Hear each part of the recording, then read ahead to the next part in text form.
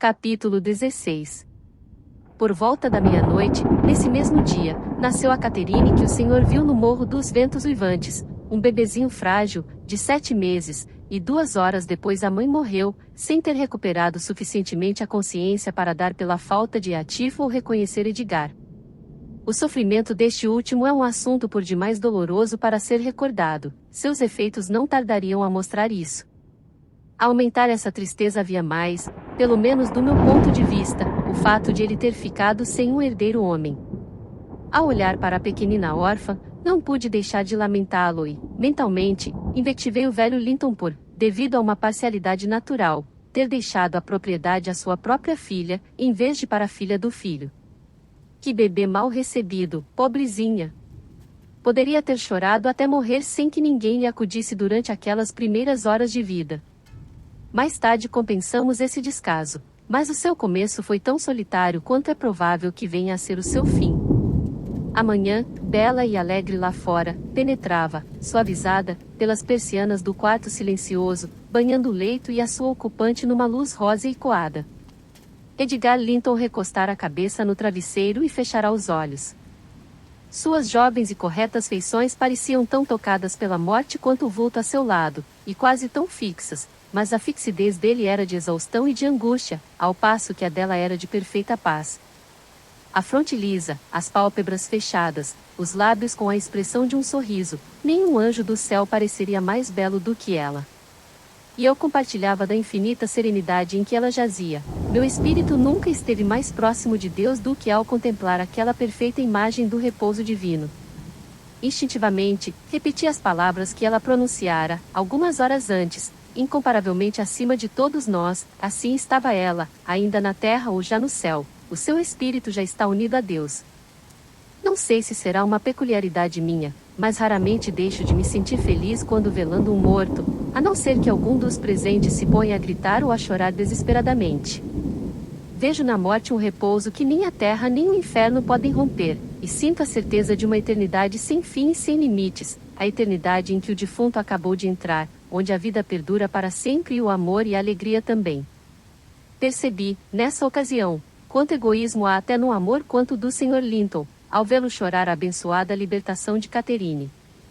Na verdade, poder-se-ia duvidar, depois da existência rebelde e impaciente que fora sua, de que ela merecesse, por fim, o céu. Poder-se-ia duvidar, refletindo a frio, mas não ali, em presença do seu cadáver. A tranquilidade que ele transmitia parecia garantir a tranquilidade eterna de quem o habitara. O senhor acha que pessoas como ela são felizes no outro mundo, Sr. Lockwood?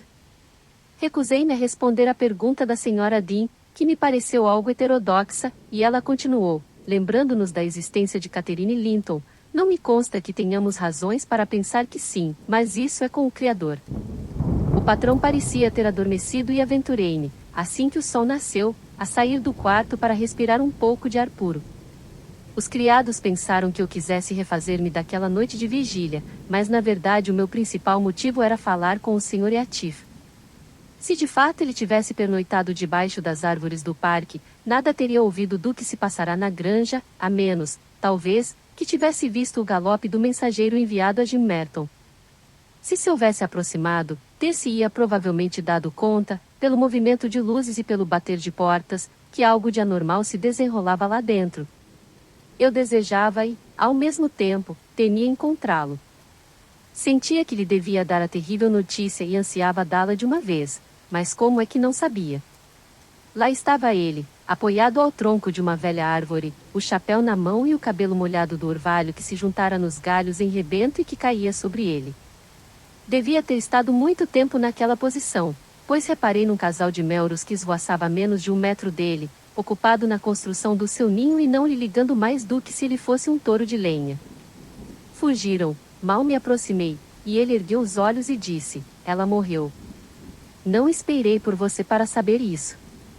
Guarde o lenço, não choramingue diante de mim. Vão para o inferno vocês todos. Ela não precisa das suas lágrimas. Eu estava chorando tanto por ele quanto por ela. Às vezes sentimos pena de criaturas que não sabem o que é compadecer-se delas mesmas ou de outrem.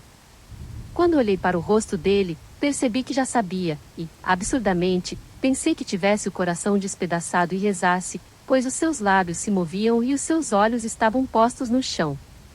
Sim, ela morreu. Confirmei, contendo os soluços e enxugando as faces. Foi para o céu, espero, onde todos nós, espero também, nos reuniremos a ela, se resolvermos seguir os ensinamentos de Deus e abandonar o caminho do mal. Quer dizer que ela seguiu os ensinamentos de Deus? Perguntou Yatif, tentando fazer ironia. Morreu em santidade? Vamos, conte-me como foi. Como foi que? Quis pronunciar o nome, mas não conseguiu, e, comprimindo os lábios, manteve uma luta silenciosa com o seu sofrimento íntimo, ao mesmo tempo em que desafiava a minha compaixão com um olhar firme e feroz. Como foi que ela morreu? Concluiu finalmente, grato, apesar da sua aparência, por ter um apoio, pois tremia, apesar do esforço para se controlar, pois tremiam-lhe até as pontas dos dedos. Pobre diabo, pensei. Seu coração e seus nervos são iguais aos dos seus semelhantes. Por que tanto interesse em escondê-los? Seu orgulho não ilude a Deus. Ele acabará por fazê-lo soltar um grito de humilhação. Morreu em paz, respondi. Suspirou e esticou-se, como uma criança acordando e mergulhando novamente no sono. 5 minutos mais tarde, quando lhe pus a mão no coração, ele já não batia. E ela falou em mim? Perguntou, hesitante, como se temesse que a resposta acarretasse detalhes que não pudesse ouvir. Ela não recuperou os sentidos, desde que o senhor foi embora, não reconheceu mais ninguém, e respondi. Jaz com um sorriso tranquilo no rosto, como se estivesse recordando os belos dias da infância. Sua vida terminou como se fosse um sonho, oxalá tenha um despertar tão doce no outro mundo. Oxalá tenha um despertar tormentoso. Exclamou ele, numa voz terrível, batendo com o pé e rosnando, num acesso de descontrolada paixão. Ela mentiu até o fim. Onde está ela? Não está lá. Não está no céu, não morreu, onde é que ela está? Oh, você disse que não se importava com os meus sofrimentos. Pois bem, vou rezar. Vou rezar até não ter mais fôlego, para que você, Caterine Archa, não possa ter descanso enquanto eu esteja vivo. Você disse que eu a tinha matado. Pois bem, assombre-me. As vítimas costumam assombrar os seus algozes. Sei de fantasmas que erraram de verdade pela terra. Persiga-me, assuma a forma que quiser, enlouqueça-me até. Mas não me deixe neste abismo, onde eu não posso encontrá-la. Oh, meu Deus, é impossível. Eu não posso viver sem a minha vida. Eu não posso viver sem a minha alma. Bateu com a cabeça contra o tronco nodoso, e, erguendo os olhos, uivou, não como uma criatura humana, e sim como um animal selvagem espetado até a morte com facas e lanças. Vi vários salpicos de sangue no tronco da árvore e notei que ele tinha a mão e a testa ensanguentadas, provavelmente passará a noite naquele desespero. Não que eu sentisse compaixão e espanto, apenas, mas relutava em deixá-lo naquele estado. Entretanto, assim que ele se deu conta de que eu estava olhando, trovejou uma ordem para que me fosse, e obedeci. Sentia-me incapaz de acalmá-lo ou consolá-lo. O funeral da senhora Linton devia realizar-se na sexta-feira seguinte. Até então, o caixão permaneceu aberto, ornado de flores e folhagens, na grande sala de estar. Linton não arredava pé dali, dia e noite sem dormir, e, coisa que todos ignoravam, menos eu, e Atif tampouco dormia, debaixo da sua árvore, no parque.